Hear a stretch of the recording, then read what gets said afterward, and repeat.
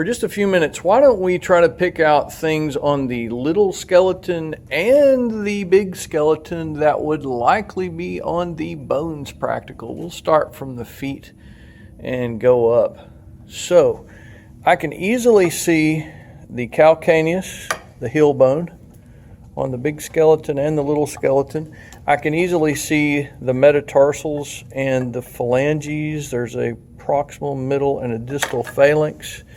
And I think we can probably see the same thing here. You can see the metatarsals. Can't really see much about proximal, middle, and distal phalanx.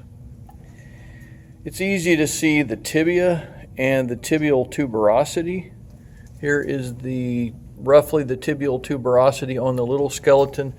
The long bone on the outside of the leg is called the fibula, and remember the distal portion is the lateral malleolus, which is the ankle bone. You can see that on the little skeleton, the lateral malleolus. You can see the medial malleolus on the tibia. Those are easy to see. You can see the patella, and maybe not so much the apex, but you can see the patella on this big skeleton. The longest bone in the body is the femur bone right there. That's easy to see on the little skeleton. And it looks like the greater trochanter is easy to see on the little skeleton. That's an easy feature to pick out for a bones practical. The round portion on the proximal end is called the head. And then the portion just below it is the anatomical neck and then the surgical neck. So let's look at the big skeleton. We have the head, the anatomical neck, and then the surgical neck is somewhere in here. Here we can see the lesser trochanter, and let's see if we can see that. Yes, we can see that on the little skeleton. Right there it is, lesser trochanter. Let's go to the pelvis next and see what all we can see. We can see the crest of the ilium. We can see the anterior superior iliac spine. We can see the pubic symphysis. We can see the ischium. We can see the ischial spines. There it is, right back in the back. You can see the coccyx, the sacrum, sacral foramina, the ala of the sacrum. I don't think we have to know that. But let's look at the little skeleton and see what we can see. Crest of the ilium, very male pelvis. You can see a real acute angle right here. The obturator foramina, pubic symphysis, ischia, anterior superior iliac spine. The acetabular cavity is where the head of the femur articulates. That's the acetabular cavity, literally means vinegar cup. On the back we can see the median sacral crest, and we can see the coccyx here. Not a whole lot more on that. You see that a lumbar vertebra is much thicker than a thoracic or a cervical vertebra. Let's bring this big guy down. All right. Are you happy to be here? Happy to be here. If you're a skeleton, every day is Halloween. I just want to say that. Right on, baby. See, I understand you guys. You guys think nobody really gets it. We get it here. Groovy. Okay, here we go. Let's continue on. Let's talk about the chest next. Manubrium body xiphoid. The whole thing is the sternum. Somebody even got this one labeled here. Manubrium body xiphoid. Thank you for that. Remember that we have 7 true ribs. 8 through 12 are the false ones. Got a couple of floaters down here. 11 and 12 are the floaters. This bone is called the clavicle. This is easy to see on the little skeleton as well. Let's turn this around and see what we can see. Oh yeah. Oh girl. Okay. The spine of the scapula is easy to see here. Very nice. There's the acromion process, which is the distal continuation. Sorry about the focus in and out there. Supraspinous, infraspinous, excuse me. Supraspinous, infraspinous fossa, subscapular fossa. Medial border, lateral border, superior. So we got medial and superior and lateral border. It's easy to see the spinous processes of the vertebrae here. Cervical, thoracic, lumbar. Remember, if it's a thoracic, it has ribs attached to it. Remember that. We also remembered that the thoracic vertebrae have spinuses pointing downward. And we also know that the cervical vertebrae have these transverse foramina for the vertebral arteries, and I don't really think we can see much of that in the little skeleton.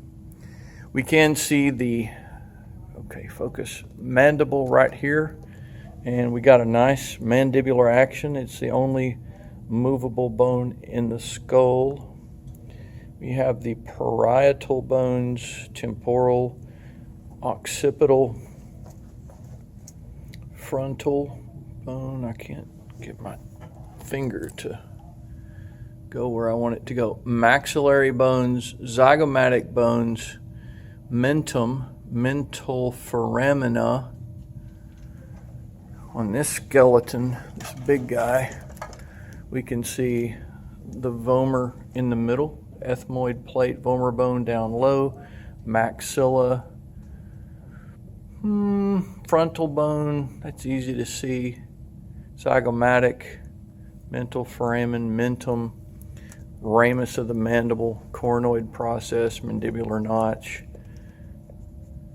Okay, I'm thinking condyle, mastoid, external auditory meatus. This is the squamosal suture kind of coming up and around the temporal bone. I think we can see the ear hole here, external auditory meatus, and the mastoid on the little skeleton. Very nice. This was less than $20, right? External occipital protuberance out back is pretty easy to see. That's easy to see on the big skeleton. EOP is right here. Lambdoidal suture. We can easily see the sagittal suture, and we can see a coronal suture line right here separating the frontal from the parietal. Obvious features on the arm include the greater and the lesser tubercle, the intertubercular groove, the head, the neck of the humerus, the diaphysis. There is the coronoid process, olecranon process, coronoid fossa, olecranon fossa. There's the head of the radius, the radial tuberosity. There is the ulnar styloid, the radial styloid. On the hand, there's the trapezium, trapezoid, capitate, hamate, scaphoid, lunate, triquetrum, pisiform, metacarpals, phalanges. There are proximal, middle, and distal phalanges except on the pollex, which has only a proximal and a distal phalanx. Remember that on the foot, the big toe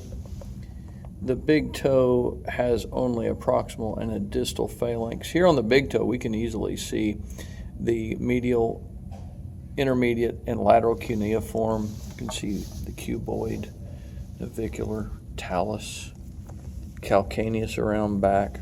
That's easy to see. Metatarsals, phalanges. We call all the bones in the ankle the tarsal bones, just like we call all the bones in the wrist the carpal bones. Let's go back to the humerus for just a moment. These are called the epicondyles here and here. There are muscle attachments here. This marble-shaped surface is the capitulum. The head of the radius articulates with it. The trochlea articulates with the trochlear notch on the ulna. Very nice. Remember that the long part of a bone is the diaphysis. The ends are called the epiphyses. And the transition areas are called the metaphyses. This is the glenoid fossa. By the way, here is the coracoid process on the scapula. That may be a throwdown of obvious features on the bones practical. Not bad for 8 minutes, and I hope I didn't make too many mistakes. No problem, Barnes. Any comments from you, brother? Mr. L Bones? No comment. Later, dude.